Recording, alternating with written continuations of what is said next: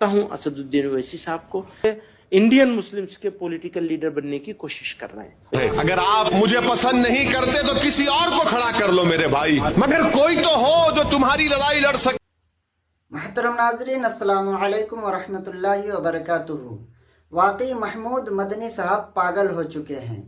अब महमूद मदनी साहब को मेंटल हॉस्पिटल में भेजने की ज़रूरत है और उनके दिमाग को शॉट लगाकर उनके दिमाग को ठिकाने पे लाने की ज़रूरत है। लेकिन मेरे दोस्तों, आप इस वीडियो क्लिप को देखिए, यकीनन आंख से आंसू आ जाएंगे। वीडियो को छोड़ के नहीं जाइएगा। ये वीडियो क्लिप ऐसी है, अगर आपने देखा वाकई आप अपने आंखों से आंसू को रोक नहीं पाएंगे।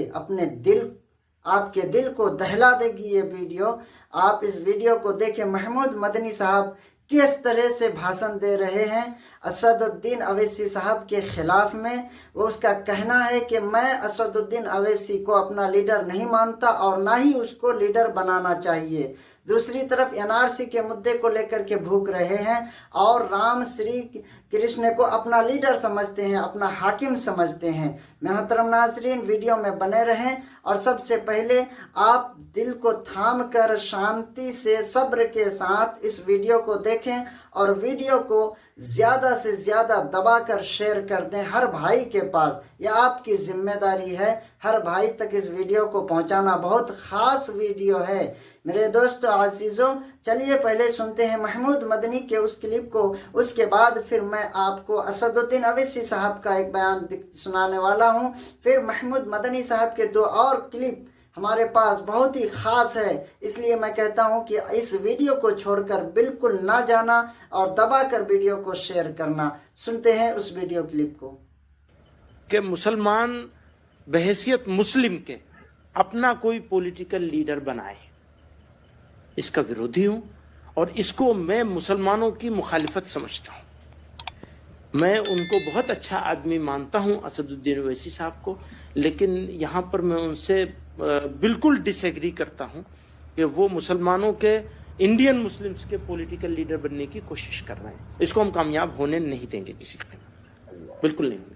आप हैदराबाद के पॉलिटिकल लीडर बन जाइए, वो ठीक है। मुझे वहां तक भी मंजूर है कि वो आंध्रा और तेलंगाना के बन जाए, इससे आगे नहीं जाना चाहिए, महाराष्ट्र में नहीं आना चाहिए। महतरम नाज़रीन, आपने सुना किस तरह से महमूद मदनी साहब असदुद्दीन अवैसी साहब के बारे में बक रहे हैं कि उसका कहना है कि मैं असदुद्दीन अवैसी को अपना लीडर नहीं मानता और न ही उसको लीडर बनाना चाहिए। और पूरे मुसलमानों से वो कहता है कि उसको अपना लीडर ना बनाए। वो सिर्फ हैदराबाद के लिए लीडर हो सकता है, तेलंगाना के लिए हो सकता है, लेकिन पूरे मुसलमानों के लिए नहीं हो सकता। इसका ऐसा कहना है। मेरे दोस्तों अजीजों, असदुद्दीन अवैसी साहब का बयान जरा इस क्लिप को सुनिए कि ये महमूद मदनी साहब ने जो कहा कि हमें पसंद नहीं असदुद्दीन अवैसी, तो इसके जवाब में असदुद्दीन अवैसी साहब क्या कह रहे हैं, जरा इसको सुनिए। वाकई दिल दहल जाएगी और आंखों से आंसू आ जाएगी। जरा इस क्लिप को सुनिए। आप इसी तरह वोट डालते रहेंगे, आपका इख्तियार है। आप जिसको चाहे दे ना दे, आपका इख्तियार है। अगर आप मुझे पसंद नहीं करते तो किसी और को खड़ा कर लो मेरे भाई, मगर कोई तो हो जो तुम्हारी लड़ाई लड़ सके। अरे महाराष्ट्र की सियासत में किसानों के नेता है, दलितों के नेता है, आदिवासियों के नेता है, मराठों के नेता है, बैकवर्ड क्लास के बरादरियों के नेता है। तुम्हारा कौन है नेता, बताओ। अपनी लीडरशिप को पैदा करो। मेरे प्यारे नाजरीन, देखा आपने किस तरह से उन्होंने कहा असदुद्दीन अवैसी साहब ने कि मुझे अगर पसंद नहीं है मेरे भाई तो आप किसी और को लीडर बनाओ। तुम्हारा लीडर कौन है? तुम्हारा कोई ना कोई लीडर तो होनी चाहिए। तो महतरम नाजरीन, आज पूरे हिंदुस्तान के मुसलमान और हिंदुस्तान के उलमाए किराम ने भी असदुद्दीन अवैसी साहब को लीडर बनाने का फैसला किया है।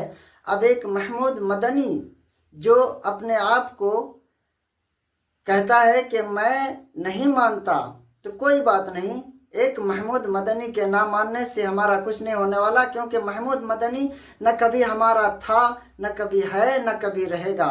ये शुरू से ही गद्दार है اور ہندوستان کا وفادار نہیں، ہندوستان کا غدار ہے یہ، کیونکہ یہ این آر سی کے مدعے میں بھی انہوں نے این آر سی کو لانے کے لیے سرکار کے پاس سپورٹ کیا تھا، اور پورے ہندوستان این آر سی کے خلاف میں اتر گئے تھے میدان میں، لیکن یہ سرکار سے مانگ کر رہا تھا کہ این آر سی ہونی چاہیے، ہونی چاہیے، ہونی چاہیے، اور اگر کوئی دوسرے دیش سے مسلمانوں کو بھگا دیا گیا ہے، وہ ہندوستان میں آتا ہے تو انہیں ہندوستان میں جگہ نہ دیا جائے بلکہ بھگا دیا جائے، اس کو مار کر واپس کر دیا جائے۔